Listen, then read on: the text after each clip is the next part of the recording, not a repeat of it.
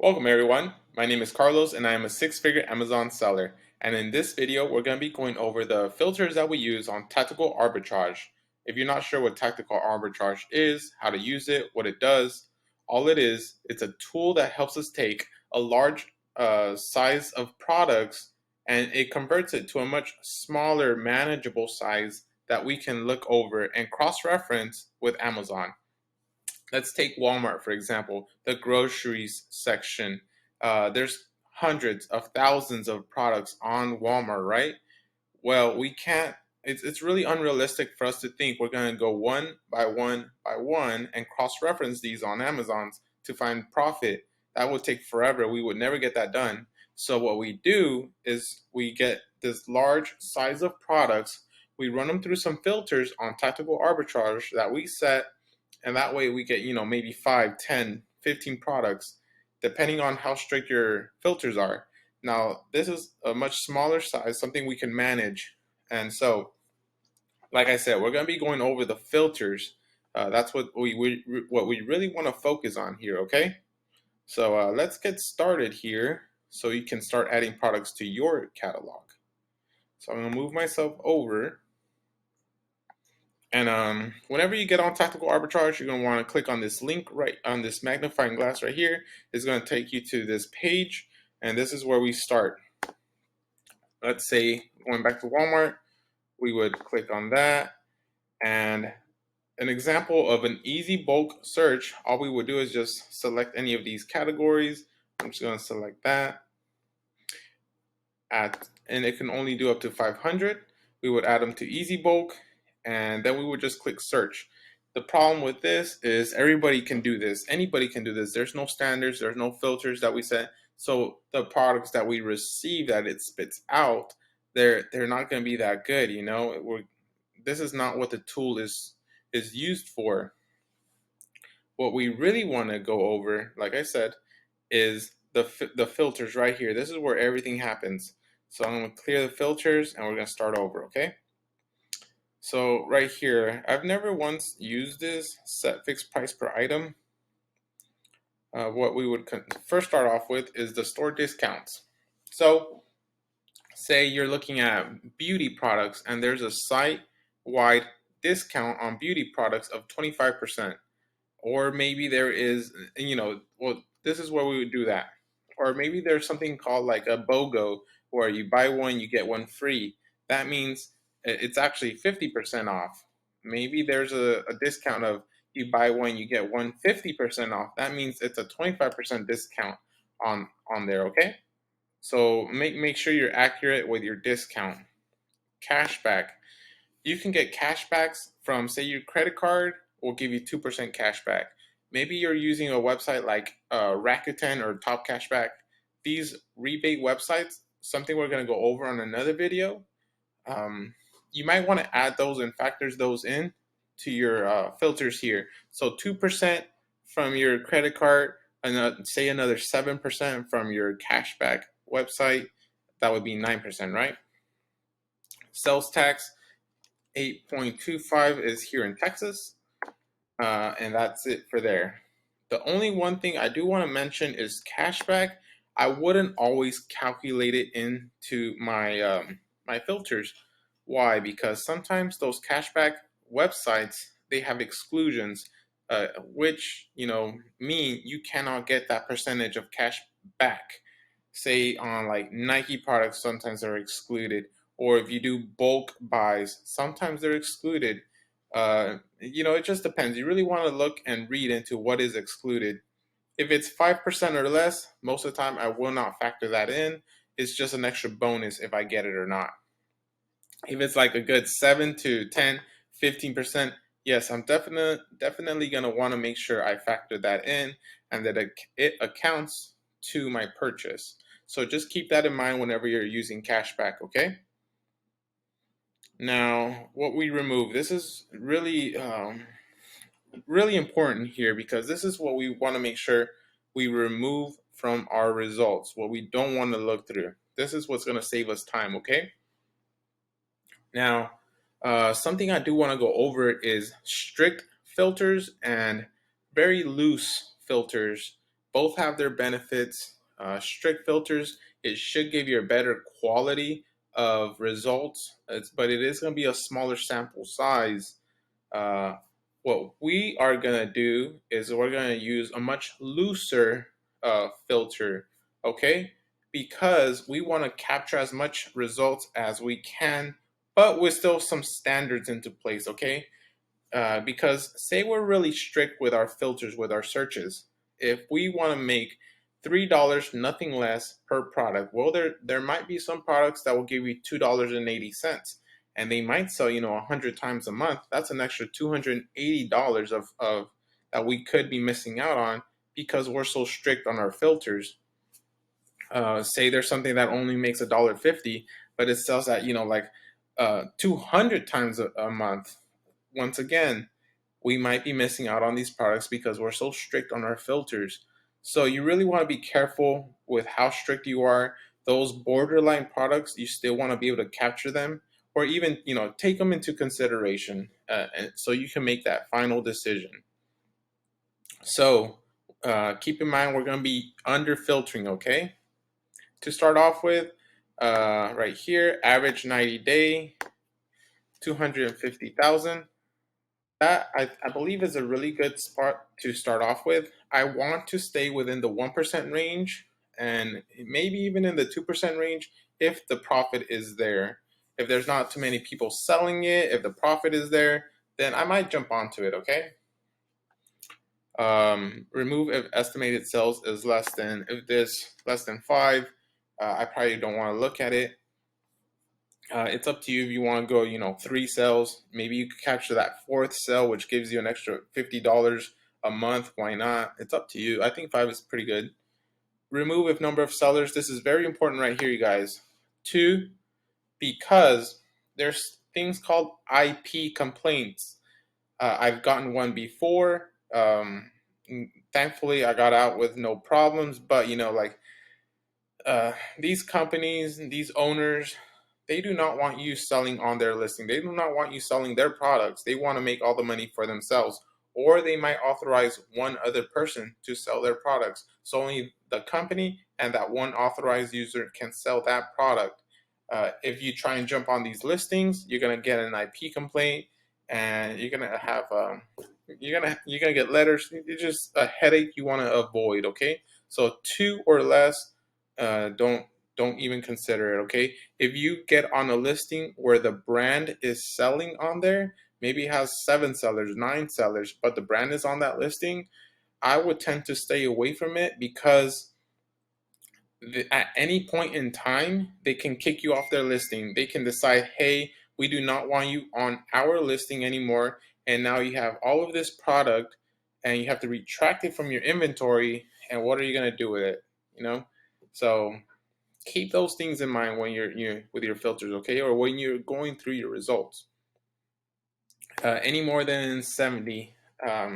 This is very loose, in my opinion. However, during the seasons, during the holidays, I might change this because there's some items that are very hyped. I've seen listings like in Christmas time, certain toys, 200 or more people on that listing, but it's selling so ridiculously fast that everybody is eating off of this listing. So this could change depending on the situation, okay? Remove if number of competitive sellers. I never use that. Remove third-party sellers from the results. This, you only want to turn it on if you're selling on Walmart. Remember that, because on Walmart, they allow third-party sellers on their site, just like Amazon. And of course, third-party sellers, they're selling for a profit. So we just want to remove them, okay? If we're looking into Walmart. Oversized, not a problem. Out of stock. Okay, so I do not like to turn this on. However, I would turn it on when I first started. Why? Because I would get all of these results, but most of them were out of stock. So I was just wasting my time sifting through these out of stock listings. However, what I found to be useful is I go through these listings. If it's out of stock right now, I add it to a catalog, to a Google spreadsheet titled out of stock. So, maybe a week from now, a month from now, they might be in stock. And I always check up on those products. If they're in stock, I can jump on that listing. Other people may have forgotten about them because it was out of stock at a certain time when they looked at it and they never reconsidered it. So you're going to want to start a Google spreadsheet of out of stock items that maybe, later on you could go back and look on real quick, see if they're in stock and see if it's profitable at that time. So leave that off. Remove if Amazon contains no weight or size. No, this one right here. If Amazon is on the listing, if it's a seller on it, I really don't want to compete against Amazon. There is other people that might say, all you have to do is this, it's not a problem. There's ways you can compete against Amazon. I just choose not to. They hog the buy box most of the time. Um, if I was to compete against Amazon, I would have to check the buy box statistics, and I would most likely price 10% under Amazon's price. However, their price is usually something I cannot compete against with. I will lose money. I would be in the negative. I would be paying to sell this product, which doesn't make sense, right? So that's something I usually turn on. Hazmat as well. I am approved for hazmat, but I cannot ship dangerous goods right now. So I just don't even want to deal with that issue. So I remove those. If buy box is suppressed, no. Restricted, leave that off, okay? So if you ever come across a product that you are restricted on, that you're not allowed to sell, you can apply to sell for it. The better history, the longer history you have with Amazon, the more you can get auto ungated, meaning you just apply to sell, Amazon sees your history, and they decided, you know what, we like you, or you have a good history, or for some reason they allow you to, at that moment, you're accepted to sell that product or that brand. So leave that off as well. Um, Remove if number of reviews is okay. And so in these two, I put myself in the shoes of the consumer. Like if I'm them, anything less than 4 reviews or less, a rating of 4 or less, I myself would not buy. Like 3.5, it's sketchy to me, so I wouldn't buy it. I wanna buy things that people are happy with. That way, I do not get that many returns. I do not want returns. There's fees involved with this, which takes me to the next one right here. This is, I think, in my opinion, it's generally a good starting point for you, between 9 and 200. Um, Anything more than 200 might have some high fees on return rates, so I do not want to deal with that.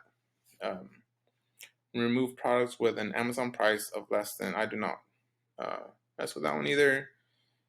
This one right here, say you do not want to deal with bundles. Not everybody wants to deal with bundles. In my opinion, bundles there's great money in bundles because they're a little extra work. So, they're not as competitive. But if you don't want to deal with bundles or packs, you just put bundles, packs, whatever you do not want to deal with. Say brands, like I said, brands that do IP complaints, like what was it called? It was those little chips that you attach to your wallet, and it keeps track of where it is in case you lose it. That company, they did an IP complaint on me, so I would put that company's name on there, or any brands that you want to avoid. Really up to you. Uh, Remove products. If it So of course we're trying to sell things at for a profit. So if it's not at least double the price on the buy box, I'll avoid it. I might be a little looser on that. Maybe I'll drop it down to like 1.5% or 1.5 times. It's up to you. If Amazon is 25% of 90 days, so within those 3 months, if Amazon has been on there for 25% or more, I do not want to look at it. Once again, it might be risky. They might, be out of stock for a moment and they'll jump back on real quick. So I do 25% of 90 days. Source titles, I don't really use this one either. Cost and fees. If you're using a prep center, this is important right here. My prep center charges $1.40 per item, so you would want to calculate that. Your fees for oversized and for bundles, that depends on their rates that they give you. So make sure to add those if you're using a prep center. Your cost per pound or kilogram to ship to Amazon. If you're not sure what yours is, I would say use 30 cents. Two, this is what you're shipping to the Amazon warehouse so they can fulfill it. This is for FBA sellers. Mine specifically is about 22 cents to 25 cents, but 30 cents, I think it's a good safety margin. It's up to you if you want to use that or if you want to calculate your shipping rate. Just whenever you click to calculate how much you're going to pay to send it to Amazon's fulfillment center, whichever one it has you send it to, you divide that by the pounds, and that way you find your rate. Okay.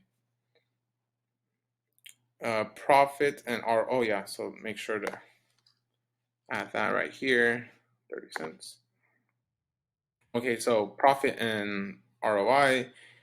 Once again, here we really want to under filter. Like I said, keep that in mind. It's very important. We're under filtering here, so we get the most results possible. I'm gonna say about $2 and 20%. So at first, I had it, I believe, at like $3. So that way, say someone jumps on the listing, maybe they try and undercut me. I have $3 of profit to play with. Now, if you're only profiting $1 and someone undercuts you by like $1.50, that I mean, there's a lot of variables to consider, but the less profit you have to play with, the riskier this product is, you know. So $2, I like to keep it right there. I can always be consider all my options, more variables, see how consistent the price is. There's a lot of things to consider, but I think this is a pretty good safety margin or a pretty good setting so you can capture the most. Okay, and then move myself. Other filters, I never really use this one. I just leave it alone. And that's it, you guys. I would search and it would spit out some results. If you have any questions on any of these filters, let me know. Feel free to play around or try different things out. But that was it for this video. In the next video, we're going to be going over how to read the results and yeah, let's get started.